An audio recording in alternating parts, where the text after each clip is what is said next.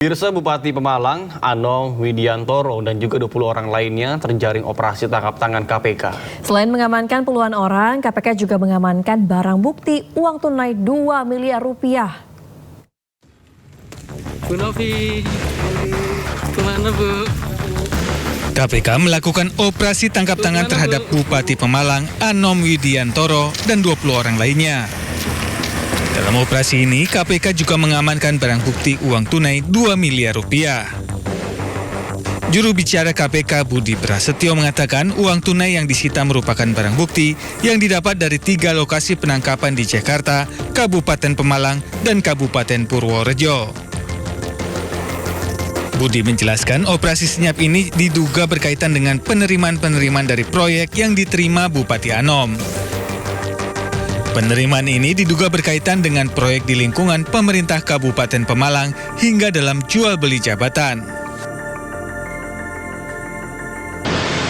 Di mana dalam rangkaian peristiwa tertangkap tangan tersebut, tim mengamankan sejumlah 21 orang. 5 orang diamankan di Jakarta, 15 orang diamankan di Pemalang, dan 1 orang diamankan di Purworejo. Adapun dari 21 orang tersebut, nantinya 12 orang akan dilakukan pemeriksaan lebih lanjut di gedung KPK Merah Putih. Dari 12 orang tersebut, 5 diantaranya yang diamankan di Jakarta saat ini sudah dilakukan pemeriksaan di gedung Merah Putih. Sebanyak 7 orang yang terjaring dalam OTT Bupati Pemalang, Anom Widiantoro, tiba di gedung Merah Putih, KPK Jakarta, Rabu malam. Salah satu pihak yang ikut diamankan ada istri Anom, Nur Faizah Manovi. Di hotel katanya sama anak angkatnya Bu ya, bener gak Bu? Ya, ini bener katanya gratifikasi sama suap. Faizah memilih bungkam saat ditanya mengenai perkara yang membuatnya ikut terjaring OTT. Iya, tapi ngomong dulu dong. Selain Nur Faizah, turut dibawa Camat Pemalang Prasetyo Widyatmoko, orang kepercayaan Bupati Haris Jayantaka, Kepala Dinas PUPR Joko Tri Asmoro, Ajudan Ketua TPPKK Vera, serta Bagian Umum Setda Eko Daryanto. Tim Liputan iNews melaporkan. Pemirsa, penyidik tindak pidana khusus Kejaksaan Tinggi Jawa Timur menahan Kepala Badan Bidang Geologi dan juga Air Tanah Dinas SDM Provinsi Jawa Timur karena diduga melakukan korupsi pungutan liar proses perizinan. Penyidik menyita barang bukti uang tunai dan perhiasan emas senilai 1,9 miliar rupiah.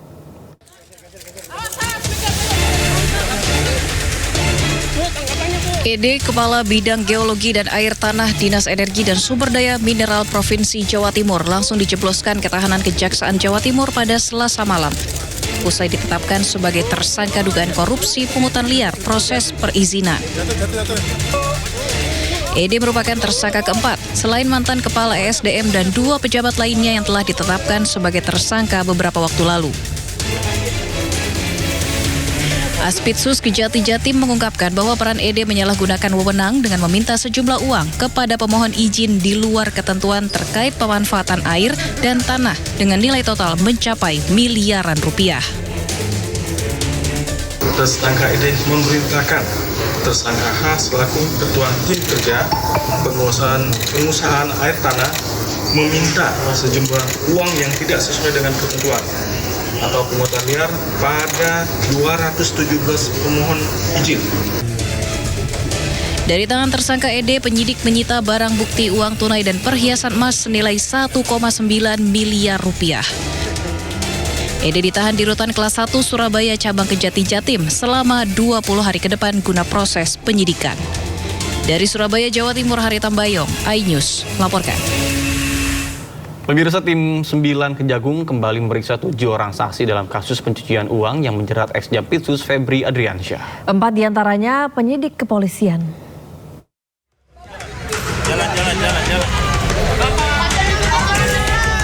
Setelah menetapkan ex-Jampitsus Febri Adriansyah sebagai tersangka korupsi dan pencucian uang, tim 9 Kejagung tancap gas memeriksa 7 orang saksi. Ketujuh saksi diperiksa untuk kasus dugaan pencucian uang 543 miliar rupiah dan emas 74 kg yang melibatkan tersangka Febri Adriansyah.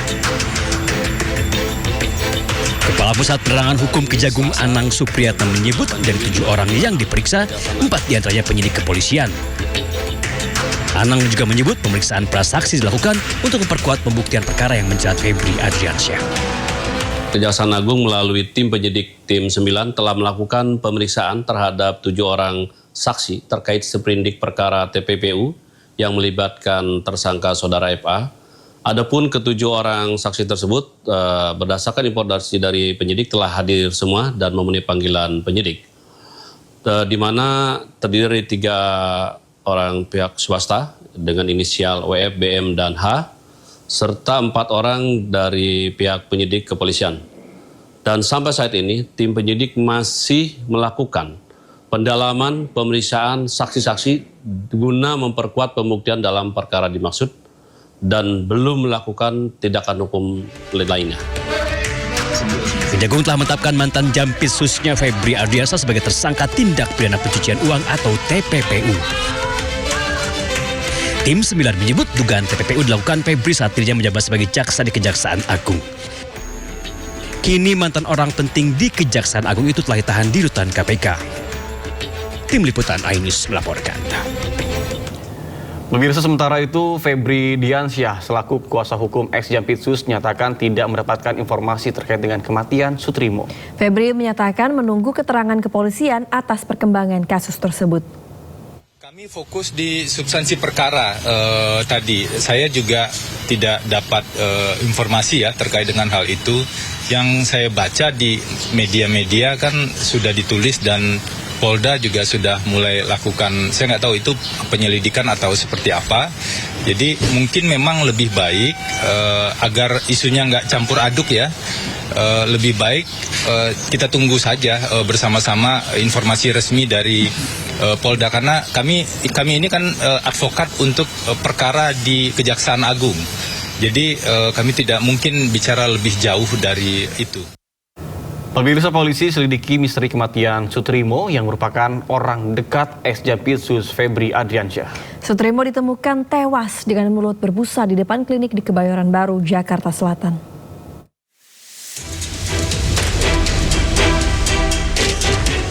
Polda Metro Jaya terus mendalami penyebab kematian Sutrimo. Sutrimo ditemukan meninggal dalam kondisi tak wajar dengan mulut berbusa di depan klinik Jalan Ramat Pela, Kebayoran Baru, Jakarta Selatan. Meski belum menerima laporan resmi terkait kasus ini, namun polisi tengah menyelidiki dan mengumpulkan bukti baik di TKP maupun pencarian bukti dan informasi di sepanjang lokasi terkait kasus ini. Nah, Polda Metro Jaya pasti akan mendalami informasi sekecil apapun, apalagi terkait tentang hilangnya nyawa seseorang. Apakah itu wajar atau tidak wajar? Ini masih didalami. Pasti nanti kami akan sampaikan kepada teman-teman sekalian update terkini. Tapi yang paling utama adalah kami berterima kasih ada informasi ini berawal dari teman-teman media ataupun penggiat-penggiat media sosial. Sekecil apapun informasi pasti akan didalami oleh Polda Metro Jaya. Sebelumnya, Kamis minggu lalu, Sutrimo ditemukan warga dalam kondisi tak sadarkan diri dan mulut berbusa di halaman klinik Morden. Korban sempat dilarikan warga ke Rumah Sakit Muhammadiyah di Taman Puring, Kebayoran Baru, namun nyawanya tak tertolong. Dikabarkan sebelum meninggal, Sutrimo sempat menelpon saudaranya dan mengeluhkan sakit di bagian lambung. Dari Jakarta, Tim Liputan iNews melaporkan. Pemirsa, Presiden Prabowo Subianto melantik ribuan lulusan IPDN di Jatinangor, Sumedang, Jawa Barat. Presiden berpesan agar Pamong Praja harus bekerja untuk rakyat, disiplin dan jangan korupsi.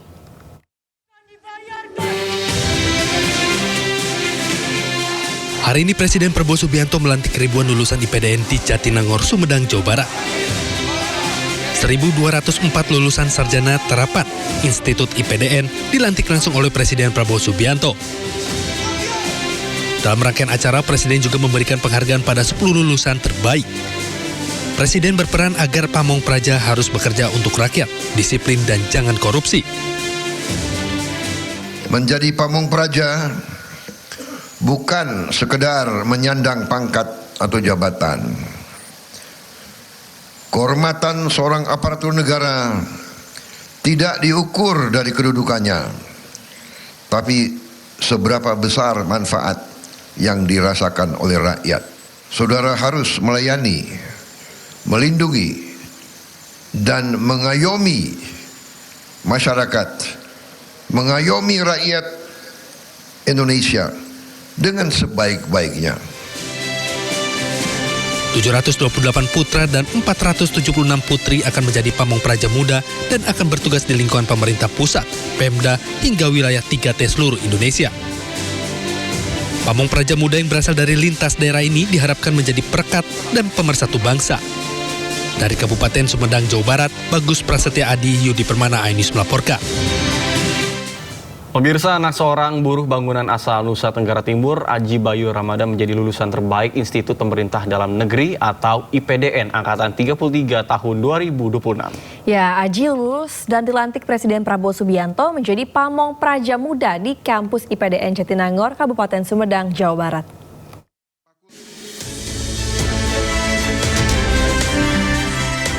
Sebanyak 1.204 pamong praja muda yang dilantik di kampus IPDN Jatinangor, Kabupaten Sumedang, Jawa Barat.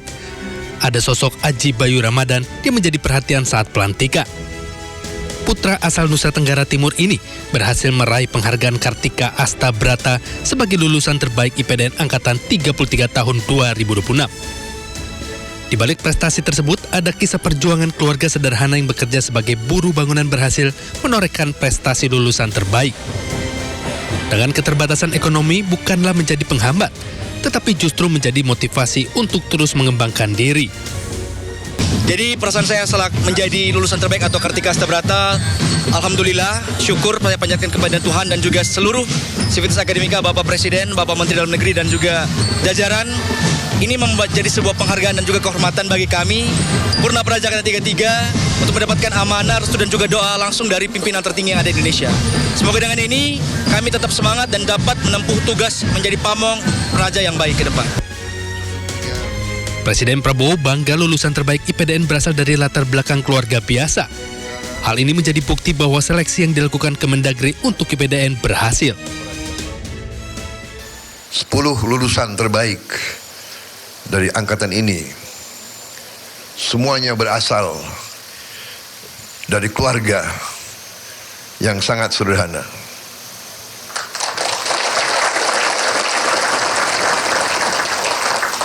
Ini tadi saya disampaikan ada yang anaknya buruh, ada anak tani, ada ya kalau dari TNI anak Bintara. Ini membuktikan bahwa seleksi IPDN yang dijalankan oleh Kementerian Dalam Negeri berhasil. Kita inginkan seleksinya benar. Putra-putri yang terbaik bangsa, anak siapapun, ini membuktikan NKRI berhasil.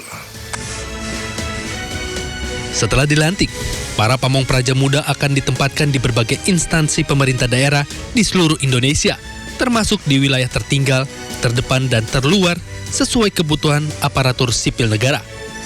Dari Jakarta, Bagus Prasetya Adi, Yudi Permana, Ainus melaporkan.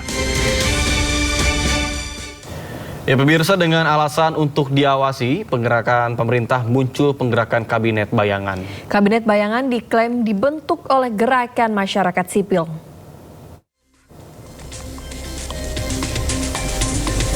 Mengadopsi konsep shadow cabinet, negara yang menganut sistem parlementer seperti Inggris, Australia, Kanada dibentuklah Kabinet Bayangan. Mereka bukan bagian pemerintah dan juga tak memiliki kekuasaan formal, namun berupaya mengawasi dan mengkritik kerja pemerintah per sektor.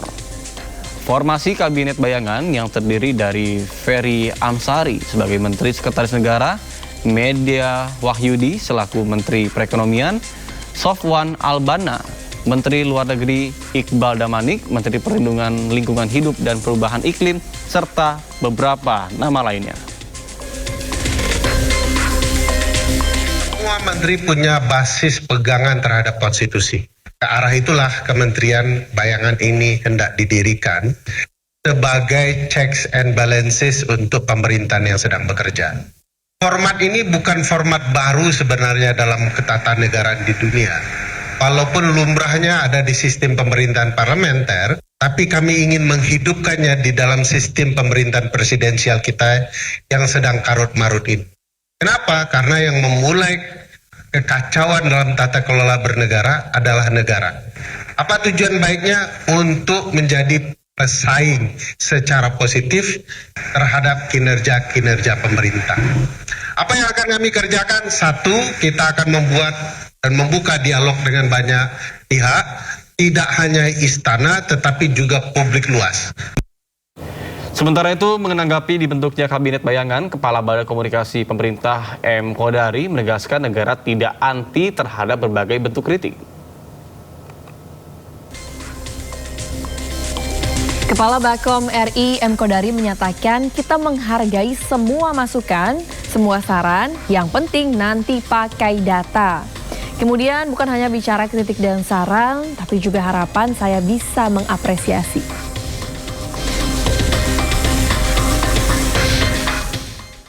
Pemirsa, jurnalis di berbagai daerah berunjuk rasa. Usai polemik label Londo Ireng yang dilontarkan Presiden saat pidato di Puncak Harlah PKB. Namun penasihat khusus Presiden bidang komunikasi Hasan Nasbi membantah narasi yang disebut menyudutkan profesi.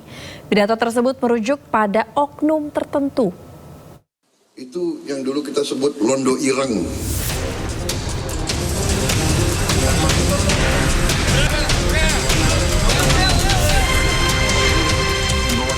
Pernyataan Presiden Republik Indonesia Prabowo Subianto yang menyebut Londo Ireng menuai kritik banyak pihak. Presiden mengibaratkan jurnalis, pengamat dan lembaga swadaya masyarakat yang kerap mengkritik kebijakannya sebagai Londo Ireng yang dinilai lebih menyuarakan kepentingan asing. Pernyataan ini dilontarkan saat pidato di puncak hari lahir ke-28 Partai Kebangkitan Bangsa, Kamis 23 Juli 2026.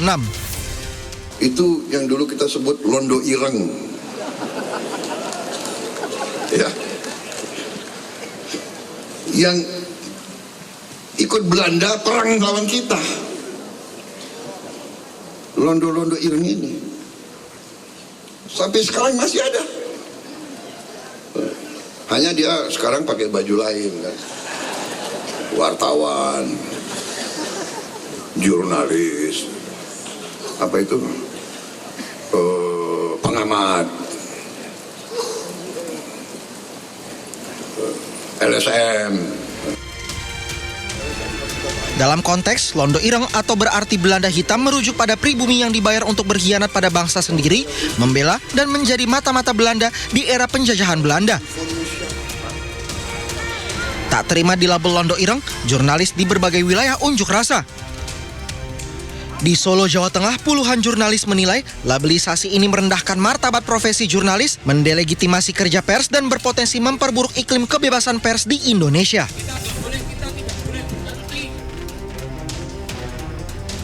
Di Malang, Jawa Timur, wartawan dari 4 organisasi pers, PWI, IJTI, AJI, dan PFI bergabung dalam aksi damai berjalan mundur dan mengangkat spanduk bertuliskan "Kami bukan Londo Ireng". Frasa Londo Ireng yang disematkan kepada wartawan dinilai sangat kontradiktif.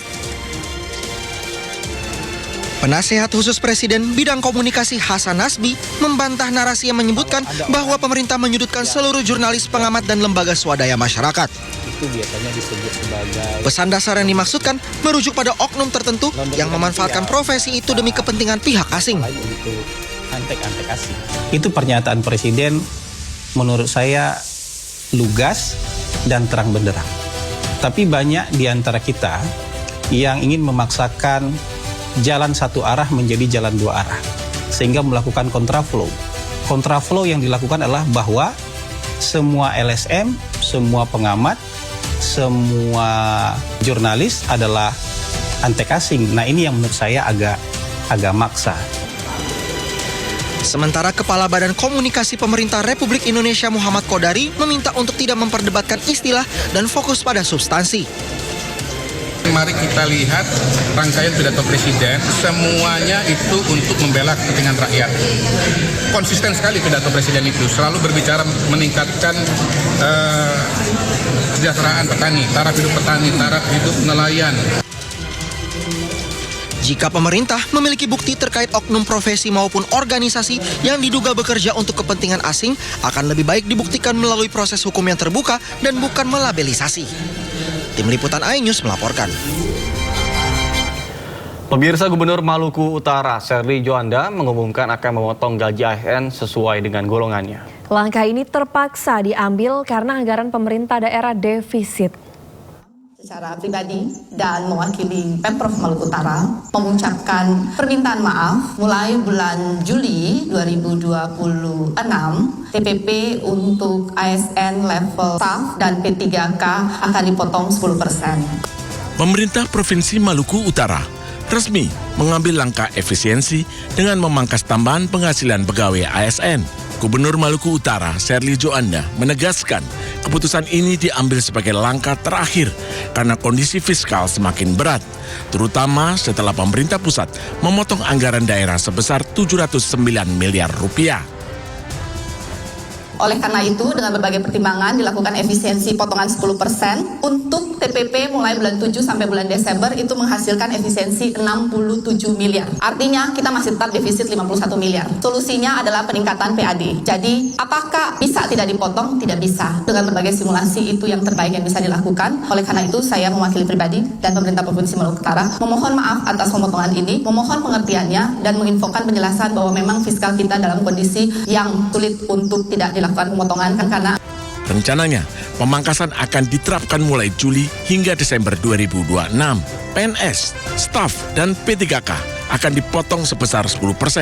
Sementara eselon 1 hingga 4 sudah sejak awal Januari ini dipotong sebesar 20%. Tetapi tadi juga sudah mendengar semua keluhan dari kepala daerah bahwa itu tidak menyelesaikan masalah kami di daerah karena kami sekarang tidak punya cash flow untuk membayar gaji P3K sampai dengan akhir tahun. Sebelumnya, Gubernur Sherly sempat curhat ke DPR di depan anggota Dewan dan Menteri Dalam Negeri. Sherly mengaku kesulitan menggaji pegawai pemerintah P3K sampai akhir tahun 2026.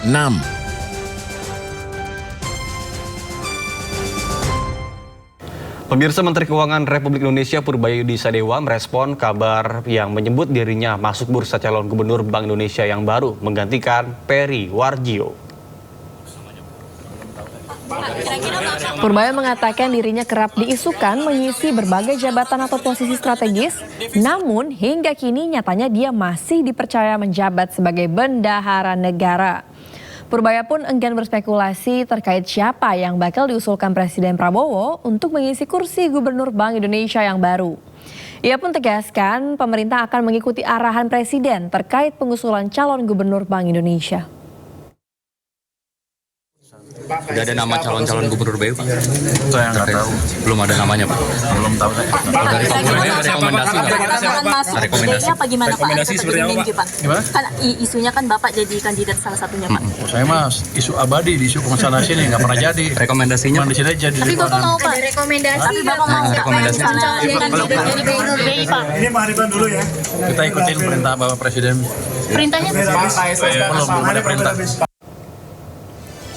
Sejumlah korban diperkirakan masih terjebak di runtuhan mal di Kumamoto, Jepang akibat guncangan gempa besar.